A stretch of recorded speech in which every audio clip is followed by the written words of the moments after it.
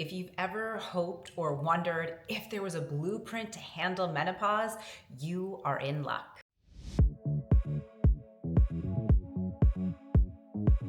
Hello, gorgeous girl. Welcome back to my channel. And I'm so excited about today because we are definitely going through, I'm going to walk you through step by step your menopause balance body blueprint. You know, menopause can be for so many women such a period of frustration and struggle, right? So here's the deal. There are things that you can do to support this journey, this basic rite of passage that we're all going to have at some point. I'm going to really break them all down for you. Now, if you are not yet in menopause, do not stop this video because perimenopause, which can occur 10 to even 15 years before your last period, if you start making some of these changes now, I promise you, you're likely gonna see that your journey of menopause is gonna be a lot easier. And if you're in the thick of it, welcome, sister, because I've been in menopause for about 2 years. So let's dive into the blueprint. Oh, and one more quick thing before we dive in, just to make it really clear, menopause is when you no longer have your cycle. I actually get asked that a lot on my channel, like I'm not sure if I'm in menopause. Now, generally, most women between the ages of 45 and 55 hit menopause. Some might have it a little bit earlier, some might have it a little bit later. I was about 48 years old. I was 1 month after I turned 48. I no longer had my cycle anymore. And so this coming December will be 2 years that I've been in the throes of menopause or postmenopausal, whatever you like to call it. Sleep is crucial, and this is probably one of the most powerful things that you can start to utilize is really having good sleep hygiene. I know you've heard this a million times before, but let me ask you, are you actually doing it? Women need an average of 7 to 9 hours of good quality sleep. So you gotta get off the devices. You need to stop the scrolling at night. I know it's hard for me too, but whatever you could do to make that process a little bit easier. Have a nighttime routine. So whether that's a warm bath and a cup of tea or reading a good book with some blue light glasses or whatever you need to do to just start really telling your subconscious it's time to wind down now. You know, we're not robots, we're not machines, and we're not supposed to be on all the time now.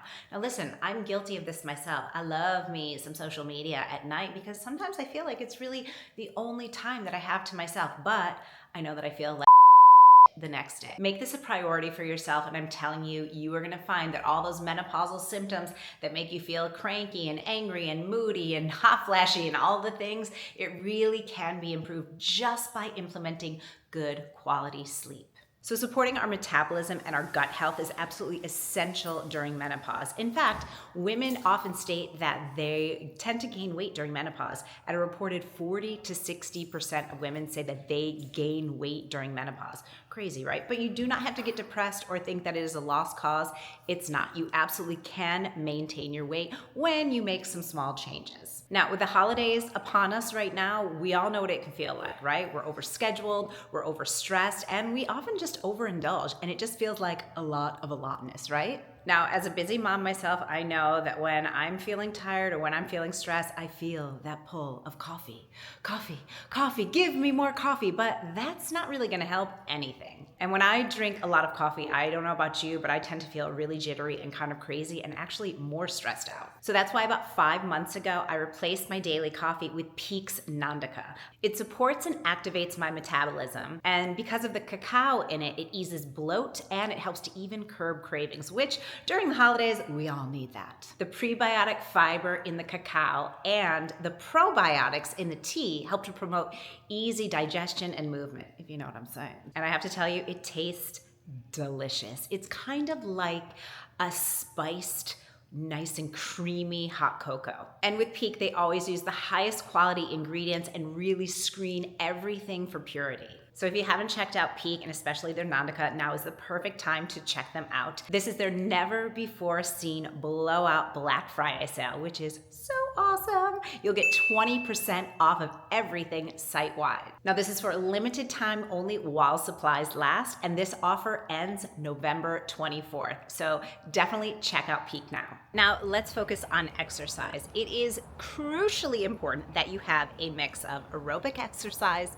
strength and resistance training, and flexibility, because all of those things start really mattering so much more during menopause. Now, I talked about this at length on my channel, but it's really important that you're doing the right kinds of exercise. So for cardio, what I recommend, and I've been a trainer since 1999, I really recommend that you incorporate HIIT or Tabata workouts. And the sweet spot, the exact sweet spot for us menopausal mamas is 30 minutes. We don't want to overdo it because that can really put more stress and raise our cortisol levels, which none of us want. But you also have to have some kind of resistance training. So whether that be a body weight workout, whether that be using weights, whether that be using bands or a Pilates ring or something like that, but you've got to really stress your body so that you're getting that strength. And flexibility matters. I used to be a dancer and I didn't have to worry about my flexibility at all. I was super, actually kind of hyper flexible, but with age, I realized like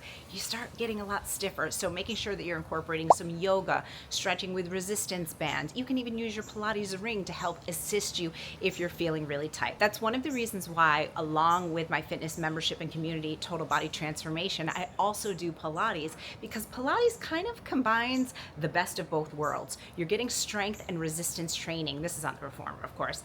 And you're also getting flexibility because you're doing these huge motions with wild range of motion that really helps to support your flexibility. So make sure that you are really doing, again, strength, cardio, and flexibility. And if you really want to know the blueprint of exactly what I recommend, you want to check out my masterclass. It's totally free.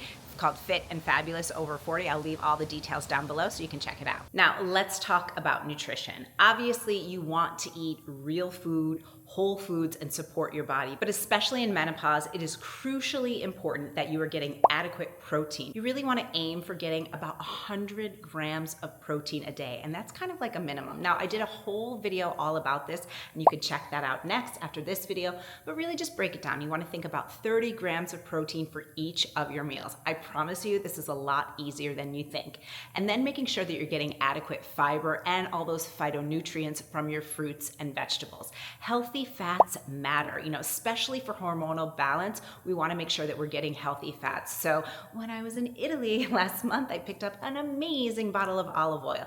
I always use avocados, and I just always try to make sure that I'm supporting my body and eating holistically to really support my menopausal body. I promise you, the cravings start to go away. You start feeling that you're more energized, and it really makes a huge difference on your body composition. Ooh, and don't forget to incorporate pre and probiotic foods to support your gut health. Unfortunately, with menopause, our gut microbiome starts to change, and usually not for the better. So making sure that you're getting pre and probiotic foods will really help to support you, to help support your elimination, your digestion, and just make you feel your best. I am constantly complaining about feeling dehydrated. I am just like a dehydrated girly. But during menopause, this is not something that we want to let slip by. Hydration is crucial. Now, at a minimum, the bare minimum, make sure that you're having at least 64 ounces of water a day. Now, I am not a Stanley Cup girly, but I do have a little glass water bottle that I like to have around with me, and that's about 2.5 glasses of water, and I am constantly all day long refilling that. Now, bonus points. Unfortunately, because of over farming, our soil is not as rich, nor is our water in minerals. We used to get most of our minerals through the water that we would drink, and that is just no longer the case. So it's really important, and I would highly suggest that you incorporate some really good quality, do your research, electrolytes, and also trace minerals into your water. That's going to help to make sure, again, that you're supporting your body so that your body is functioning at an optimal level. We don't want to just be okay. We want to feel amazing. Now, finally, let's talk about hormone testing. Perimenopause, there is no test that can really definitively tell you that you're in perimenopause, but you want to kind of know what your levels are. And even in menopause, those hormone levels are constantly shifting and changing. Now, I've been on HRT now for just about 2 years, and even still, my hormones are shifting and changing because sometimes I'm absorbing those hormones and sometimes, unfortunately, not. Our stress, our lifestyle, all of those things play a major part. So it's really important that you find a healthcare practitioner that's going to help you, that's going to listen to you, that understands menopause and is going to test your levels. I actually really recommend that you get your levels tested on a quarterly basis. That way, again, you can kind of see what's going on. So make sure that you invest in the knowledge so that you can have more powerful conversations with your healthcare provider. And the testing and the data, it's always going to support that. So now I want to explore some things that might be a little bit new or different and just aren't some of the things that you've heard a million times before that definitely can support you during your journey in menopause. And the first of which is mindfulness and meditation. Now, you're busy, I'm busy, we're all busy, but there's so much research that really supports that incorporating mindfulness and meditation, even as little as just a couple minutes a day, can really help to reduce your stress levels, which also helps to balance your hormones. Now, you are worth it. Now, there's so many resources out there that you can explore, like the Calm or the Headspace app, or free resources here on YouTube by just searching for a guided meditation. And I really, really recommend that you do that. If you're a person like me that finds that sometimes it's just hard to quiet your mind, I find that those guided meditations are really just chef's kiss perfection in really helping me to quiet my mind and to really just get connected with my body, let my mind just take a break. And it really does support you in your menopausal journey, especially when it comes to stress. Now, this is something that I've mentioned before on my channel, but herbal remedies can be so helpful during your menopausal journey. Herbs like ashwagandha, rhodiola, maca have been proven to really help support your health and your hormone levels, especially during menopause. And also, you might want to consider exploring nootropics. Those are just mushrooms, not the magic kind, but they really are very helpful with helping you with sleep, with energy, with mood, and so many other things. So definitely check those out. I can leave some resources down below for you as well. Now, of course, before you take any kind of supplement or try anything new, always talk to your healthcare provider. This is really important, especially if you're on medication. You don't want to mess with any of your medication. Now, we already talked about testing your hormone levels and how helpful that is, but probably equally as important, if not maybe a little bit more, is tracking your symptoms, making sure that you're noting if you are feeling bloated, if you're feeling moody, if you're waking up with hot sweats, if you're feeling blah or lethargy.